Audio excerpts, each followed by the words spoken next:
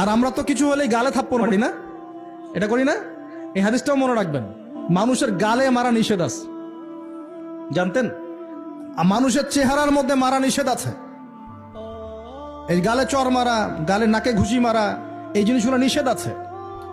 কারণ এই চেহারাটা আল্লাহ রাব্বুল আলামিন, মানে আদম সন্তানের এই স্ট্রাকচারটা আল্লাহ রাব্বুল আলামিন সূরা সদের মধ্যে বলেছেন, খলাকতু বিয়াদাই, আমি নিজ হাতে সৃষ্টি করেছি। সুবহানাল্লাহ।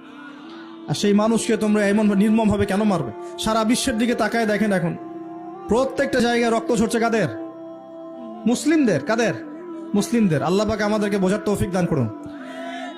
আর আল্লাহ পাক কোরআনে কি বলছেন? যদি কোনো মানুষ একজন মানুষের জীবন বাঁচায়, সে যেন পুরো মানব জাতিকে বাঁচালো। এত পছন্দ আল্লাহর কাছে জীবন বাঁচানো। আর কেউ যদি কোনো মানুষকে অন্যায়ভাবে হত্যা করে, সে যেন পুরো মানব জাতিকে হত্যা করে। আল্লাহ আমাদেরকে হেফাজত করুন।